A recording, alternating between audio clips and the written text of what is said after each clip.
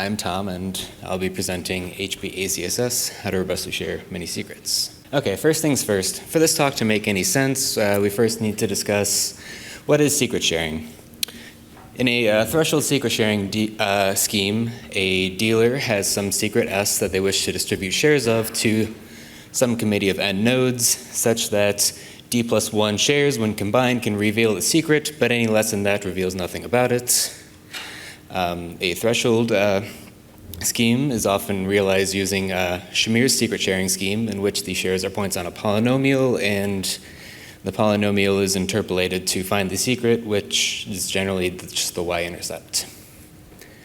Now, verifiable secret sharing adds essentially a layer of protection over secret sharing that gives you guarantees about the correctness of shares received and the reconstructability of the secret when it gets time to that part of the protocol. Okay, so why does that matter? Verifiable secret sharing is used as a subprotocol to build all sorts of different distributed cryptographic applications. It can be used, example, for realizing anonymous bulletin boards in which messages being posted are shared secrets that can be mixed with some MPC program. It can be used to realize randomness beacons, which provide on-demand cryptographic randomness for distributed applications. It can be used for distributed key generation, in which a committee of users creates a threshold signing key without the need for a trusted third party. And more generally, it can be helpful with realizing multi-party computation, in which a set of users want to compute some function of their inputs without revealing the inputs and only the output of the function. And in particular, it's useful for realizing MPC that has guaranteed output delivery instead of merely being secure with the board.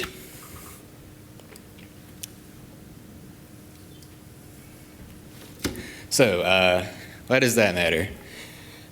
Essentially, VSS is used as a subprotocol in all sorts of applications and could be used for more if we didn't have a big problem with VSS often being a bottleneck. Essentially, if I want to write a performant application, I'm either going to shy away from using VSS, or if I do really need to use one, then I certainly need to be efficient. However, if I want a VSS scheme to be efficient, then I'm going to probably compromise on, I may assume network synchrony, I may scale back my fault tolerance a bit, and I may not try to scale up my application to a large number of users. Therefore, if we want to see more applications that do have better fault tolerance, work better in unstable networks, and scale well, we need to develop efficient VSS schemes that perform well in these settings. So what exactly are we looking for here? The first property that we're aiming for in this paper is we want our protocols to be asynchronous, meaning that the protocol should work without making any sort of network timing assumptions. This inherently captures things like network partitions and general slowness. We want our schemes to be optimally Byzantine fault tolerant, which in the asynchronous setting means that up to a third of the participants can behave arbitrarily. They can go offline or even maliciously craft fake messages, and that will not prevent the protocol from executing, nor will it corrupt the output of the protocol. We want our schemes to be complete, which is sort of a property that has like a specific meaning for verifiable secret sharing, in that rather than a secret merely being reconstructible, all honest parties need to receive a valid share. We found when analyzing previous works that use VSS as a subprotocol for things that they'd often define VSS in terms of reconstructibility and then add some extra property at the end to capture this completeness notion, as it's fairly important to have if you're requiring, for example, many VSS protocols to be executed in parallel, and then you need to do something over a function of the output. There can't be holes in the output. And lastly, more of a nice to have, but we like to avoid using trusted setup, which in this case we mean the reliance on a structured reference string needing to be generated in order to do proofs. This makes it easier to logistically use VSS as a subprotocol for applications without having to coordinate a setup ceremony, for example. So, yeah, I missed a point there. And we prefix all of our protocols with a HB, which is short for honey badger, a creature well known for its fault tolerance. Thank you. To construct our honey badger ACSS schemes, we make use of 3 fundamental primitives. The first of these are polynomial commitments, which we use as a cryptographic abstraction that allows a prover to commit to some polynomial and then prove evaluations relative to that commitment.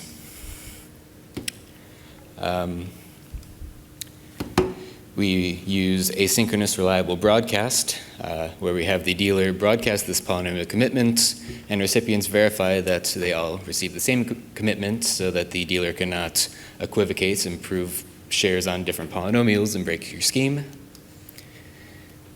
And lastly, we need some sort of provable communication channel by which a dealer can verifiably send a share and an evaluation proof relative to this broadcasted commitment to each recipient in the protocol.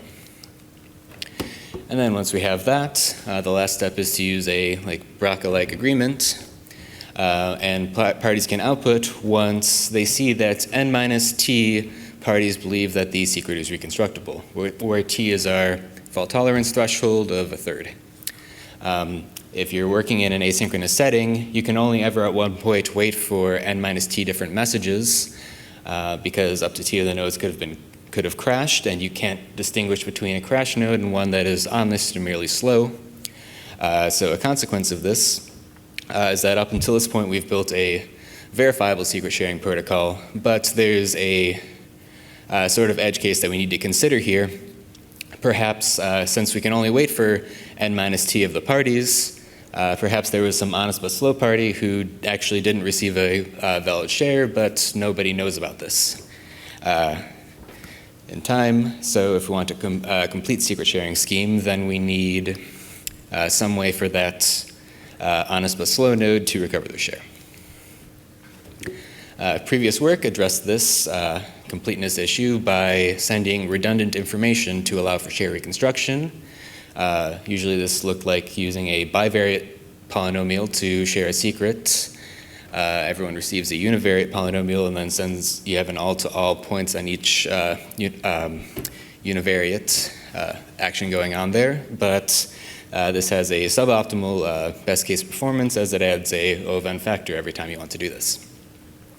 Instead of this proactive sending redundant information strategy, we instead go for a reactive strategy that allows a player who received incorrect shares to initiate a dispute in order to achieve completeness. In order to realize that, we make use of asynchronous verifiable information dispersal, or AVID, which is a protocol that allows a sender to disperse a message and players to retrieve it. In this case, each player optimistically would only need to retrieve their own shares. And as AVID is not private, each message would need to be encrypted with help from PKI.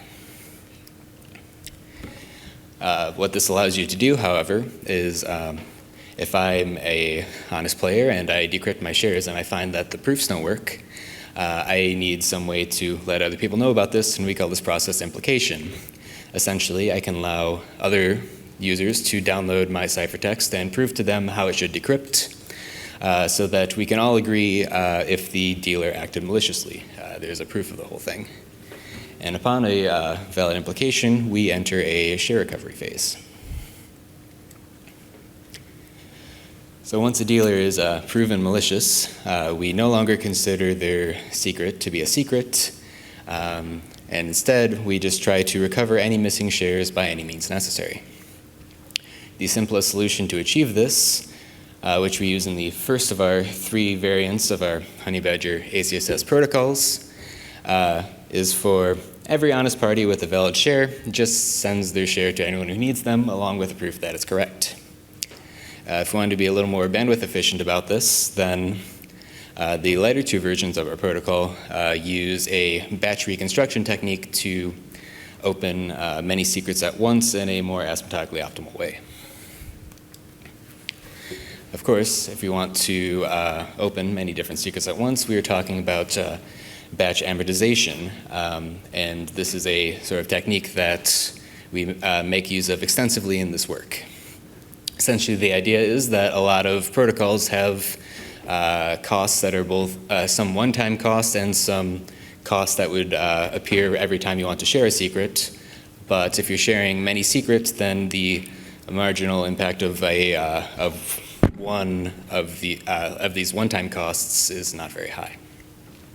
In particular, reliable broadcast and AVID become asymptotically optimal with batch amortization through the use of erasure coding for message dispersal.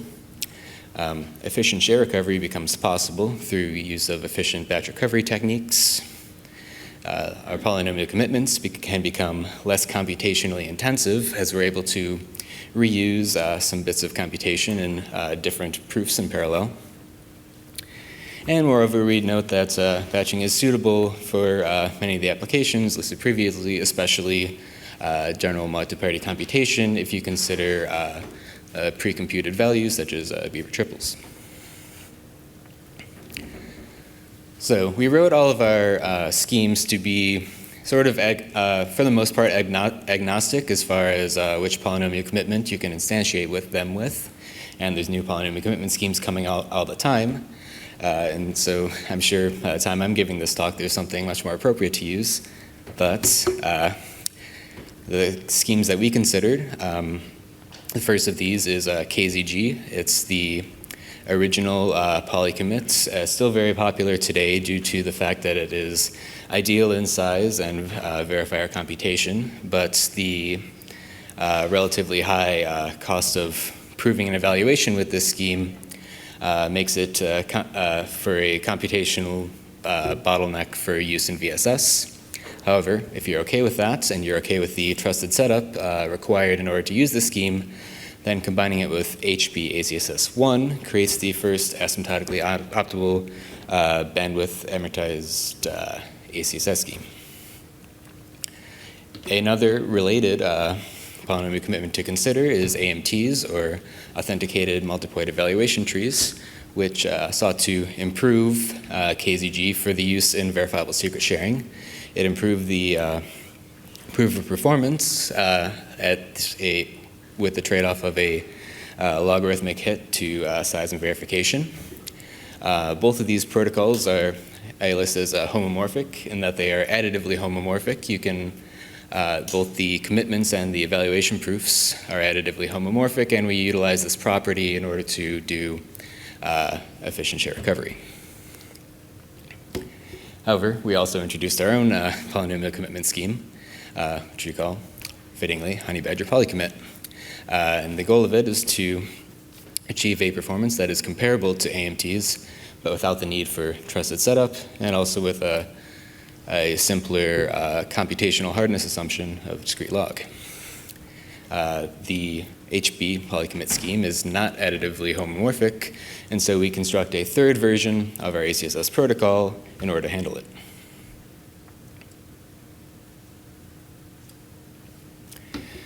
As a recap, the 3 versions of our hbACSS scheme are 0, the one with the simple share recovery. Everyone just sends their shares to everyone else. 1 and 2 make use of a batch amortized share recovery. 1 functions with a additively homomorphic proof scheme, and 2 does not assume that, but instead requires a roughly 3x overhead cost for that. You might notice from this table that the best case and crash case are the same as one might expect for an asynchronous protocol, but the performance in the Byzantine case does differ, as in our simple scheme. You could have a dealer who injects many faults at once, but not enough to make the protocol not terminate. And so everyone just has to do a bunch of extra work to handle it. So our polynomial commitment scheme, hbPolyCommit, is built around the idea that a polynomial evaluation is simply a dot product of two vectors, a vector of coefficients of some polynomial and powers of some index at which to evaluate it. We modified the inner product argument from bulletproofs, made it zero knowledge, and aimed to essentially batch amortize it. And the way that we did that was we noted that since this is a prover, proving to many different verifiers at once, if you make in a interactive protocol that can be made non-interactive with Fiat-Shamir, but if you take all these proofs transcripts and you build a Merkle tree over them, then basically at every step you can prove that to each verifier that the whole proof transcript is incorporated in the challenge, but you can use the root hash of this Merkle tree as the challenge for every proof, which greatly saves on computation. Lastly, we evaluate our protocols. We have a Python implementation that wraps some Rust cryptographic library. All of our implementation is, all of our evaluations done on a single machine in which players are Python threads that can communicate with each other using serialized messages. We first compared our polynomial commitment scheme against AMTs and found that they had a roughly equivalent asymptotic behavior in the setting that we were looking at, with the caveat of they both have jaggedness for different reasons that are very implementation specific. And we also looked at an end-to-end evaluation of some of our different schemes. At the top, we have the failure-free or crash failure setting in which all of the versions of the protocol have a sort of like linear growth, with hbACSS2 having roughly a 3x overhead for reasons that are better explained in the paper. And we see a more clear divergence of behaviors if we consider the optimally terrible case in which a dealer injects t different faults, so t different parties have to commit to receiving their shares by help of other participants, but the protocol is still expected to output. So, in conclusion, what we've discussed here today is in this work we have created the first ACSS protocol that is simultaneously optimal bandwidth and optimal fault tolerance in the batch amortized setting. We created a polynomial commitment scheme that performs similarly to prior work without requiring trusted setup. If we allow an additional log n bandwidth factor to use this scheme, we create what we believe to be the first ACSS protocol practical enough to implement. And moreover, our main goal for this whole thing is we hope to see more development in this space, to see more efficient, like asynchronous, optimally Byzantine fault-tolerant protocols so that people can use them to build more robust and scalable applications. Thank you. Let's thank our speaker.